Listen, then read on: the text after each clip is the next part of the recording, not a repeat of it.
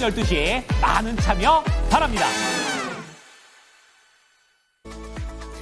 자, 이어서 뉴욕 현지 연결해서 금요일장의 분위기는 어땠는지 체크해 보겠습니다. 김한희 특파원입니다. 안녕하십니까?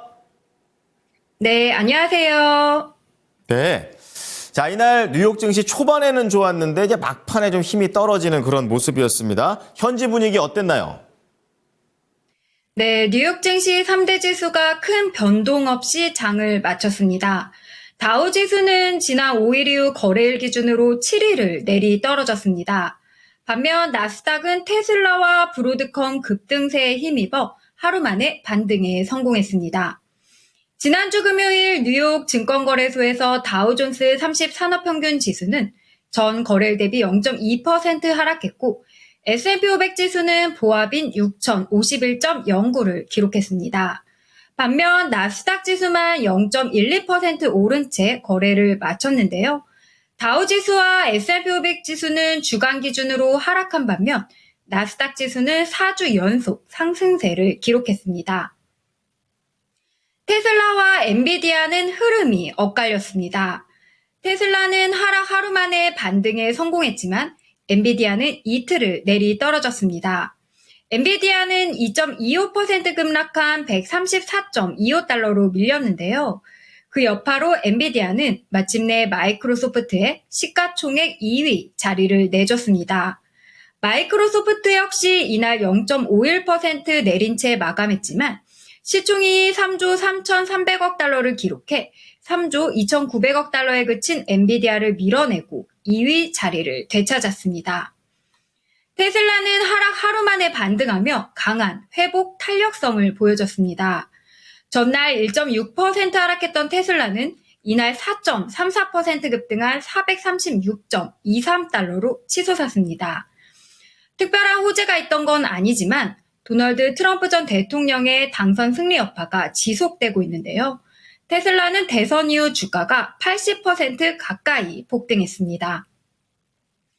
통신칩 및 AI 네트워킹용 부품 제조업체인 브로드컴은 전날 월가 기대를 뛰어넘는 실적 및 가이던스를 내놓으면서 이날 무려 24.43%나 급등했습니다. 시가총액은 사상 처음으로 1조 달러를 넘어섰는데요. 브로드컴은 전날 장마감 이후 2024 회계연도 4분기 매출이 전년 동기 대비 51% 증가한 140억 5천만 달러를 기록했다고 밝혔습니다. 시장 예상치에 거의 부합했는데요. 순이익은 43억 2천만 달러로 예상치 35억 6천만 달러를 크게 웃돌았습니다. 이에 따라 주당 순이익도 1.42달러로 예상치를 상회했는데요. 브로드컴은 특히 올해 AI 관련 매출이 220% 증가한 122억 달러에 달했다고 밝혔는데요. 혹탄 브로드컴 최고 경영자는 우리는 향후 3년간 AI 분야에서 기회를 보고 있다고 밝혔습니다. 자, 이날도 개별적인 소식들에 따라서 특히 좀 브로드컴이 눈여겨 보인다라는 그런 얘기를 좀 볼 수가 있겠습니다. 자, 그런 가운데 이번 주엔 또 FOMC와 관련된 그런 소식들이 나올 것으로 예정이 되어 있는데요. 현지에서는 어떻게 전망하고 있습니까? 네, 이번 주 뉴욕 증시 참가자들은 미국 연준의 통화정책 회의에 주목할 전망입니다. 연준은 화수 이틀간 올해 마지막 FOMC를 개최하는데요. 이번 회의에서 연준은 금리를 인하할 것으로 전망됩니다. 페더치 툴에 따르면 연준이 이번에 금리를 0.25%포인트 인하할 확률을 96%로 거의 100%에 육박한 확률로 반영하고 있습니다. 즉 연준이 수요일 올해 마지막 FOMC를 마치면서 금리를 0.25%포인트 낮춘다는 건 이제 기정사실이 된 겁니다. 이번 FOMC 회의에서 주목할 점은 연준이 발표하는 경제 전망입니다.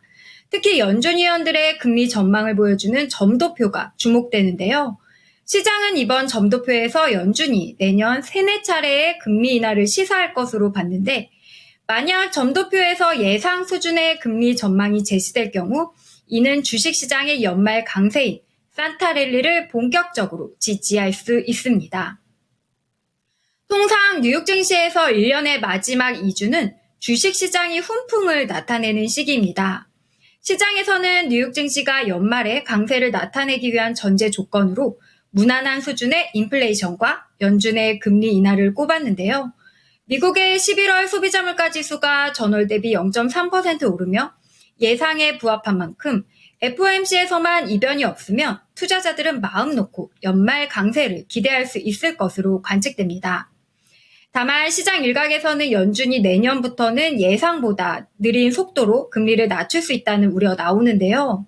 특히 미국의 인플레이션이 여전히 끈질기게 높은 수준을 유지하고 있다는 점, 도널드 트럼프 차기 행정부의 관세 정책으로 인플레이션이 다시 튀어오를 가능성이 있다는 점이 금리 인하 속도를 늦출 수 있는 요인으로 꼽힙니다. 이번 주 금요일 발표되는 11월 PCE 물가지수 역시 인플레이션이 더 이상은 좀채 떨어지지 않고 있다는 걸 나타낼 것으로 보입니다. 이번 주말인 20일은 주식시장 변동성이 급격히 높아질 수 있는 이른바 새 마녀의 날입니다. 주식 옵션과 주가 지수 선물, 주가 지수 옵션 등 3개 금융상품 만기가 이날 겹치는데요. 3가지 금융상품 만기가 겹치는 이날은 대개 주식 거래량이 이례적으로 증가하고 변동성도 높아지곤 하는데 이런 날이 1년에 4차례 있습니다. 3월, 6월, 9월, 12월 등 각 분기 마지막 달 셋째 금요일이 새 마녀의 날입니다. 이번 주에는 또한 미국뿐 아니라 일본은행과 영국 중앙은행인 잉글랜드은행 통화정책 회의도 예정됐습니다. 미국 경제 성장의 3분의 1을 차지하는 동력인 소매 판매 지표와 3분기 GDP 성장률 확정치도 발표됩니다. 기업 중에서는 반도체 기업인 마이크론과 소매 기업 나이키, 페덱스 등이 실적을 발표합니다. 내일 일정 살펴보겠습니다. 내일 주요 지표로는 12월 S&P 글로벌 제조업, 서비스업 구매 관리자 지수 PMI 예비치가 발표되고요. 12월 엠파이어 스테이트 뉴욕 제조업 지수도 공개됩니다. 네, 이번 주에도 뭐 지표라든지 FOMC 볼 게 참 많은 것 같습니다. 오늘 내용 잘 들었습니다. 네, 감사합니다. 네, 지금까지 모닝인 뉴욕이었습니다.